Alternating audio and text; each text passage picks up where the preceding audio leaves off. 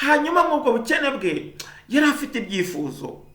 Haleluya. Yari afite ibyifuzo, avuga ati ni ukuri Mana mfite ibyifuzo, agahora bisengera.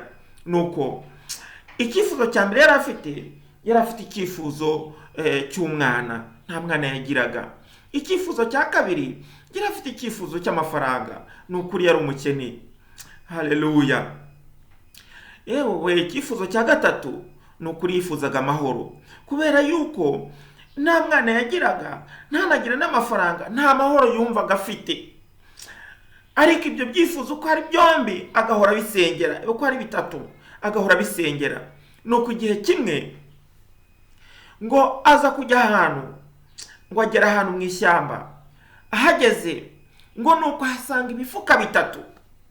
None ibyo bifuka bitatu ngo byari bifunze, ngo kimwe ngo akitegereje ngo asanga ngo handitseho ngo umwana. Abonye umwana mw'icyo gifuka aravuga ati Uwiteka Mana ndagushimiye, ni ukuri urankoreye, nta mwana nagiraga, none ni ukuri umpaye akana. Aka kana kazampoza amarira. Nuko agiye kuva ngo agende, ariko aravuga ati reka maze ndebe ku rundi mufuka ndebe. Arebye wasanga n'ibifaranga byuzuyemo.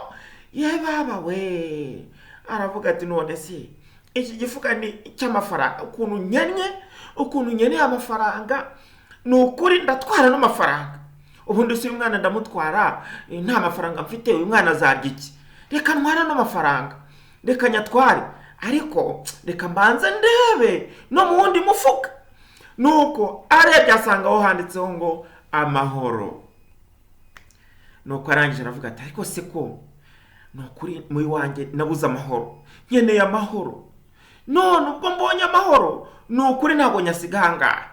Ariko se ko n'umwana nari mukeneye, ariko se ko n'amafaranga nari nyakeneye, ni ukuri pe mbuze icyo ntwara. Ariko aratekereza, arangije aravuga ati yewe ni ukuri umwana ndamukeneye, amafaranga ndayakeneye, ariko nta cyaruta amahoro. None rero reka nitwarire amahoro yanjye, amafaranga nashaka rorere, n'abana nibashaka barorere, ariko nifitiye amahoro. Afata igifuka cy'amahoro, arakikorera, aragitwara, aragenda ageze iwe, arangije yinjira mu muryango, aragenda agitereka nka hariya mu nguni, arangije yicarira mu nzu, yumva aratuje ko yifitiye amahoro. Haleluya. Imana ishimwe. Nuko ngo bya bifuka bibiri bisigaye bibura amahoro. Amafaranga abura amahoro, umwana abura amahoro, ibibazo biravuka. Nuko umwana n'amafaranga batangira gushakisha amahoro. Nuko ngo bagenda bahura uburari bw'amahoro ahantu yaciye, ngo baragenda mpaka bageze kuri yanzu. Haleluya. Ngo nuko bageze kuri yanzu, ngo hanyuma ngo nuko ngo bumva amahoro aho ngaho, bahita binjira mu nzu, babonye amahoro ahantu ateretse, baragenda bahita bagira uruhande rwe, baravuga bati nukuri mahoro yacu ntabwo tuzakuva iruhande, wari udusize ariko twibereye hano niho dufite amahoro. Haleluya. Imana ishimwe cyane. Nuko umugabo abatunze amahoro atyo, atunga amafaranga atyo, atunga n'umwana atyo. Haleluya. Imana iravuga nta mahoro y'umunyabyaha, niko Uwiteka avuga. Haleluya. Buriya mahoro ni Yesu. Niba udafite Yesu nta mahoro ufite, ariko muri Yesu harimo amahoro, ariko muri Yesu harimo ibyiringiro, ariko muri Yesu harimo kunesha, ariko muri Yesu harimo byose ukeneye. Haleluya.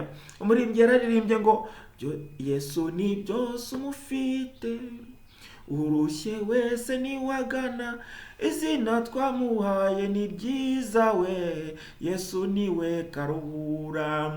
Mwene data rero warukurikiye iyi cano, nagira ngo nkwibutse yuko umwami Yesu agukunda, umwami Yesu aragushaka, umwami Yesu arakwishimira, umwami Yesu agutegeye amaboko.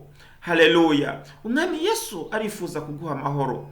Umwami Yesu arifuza gutura muri wowe. Umwami Yesu arifuza guhindura ubuzima bwawe. Umwami Yesu arifuza kubana nawe.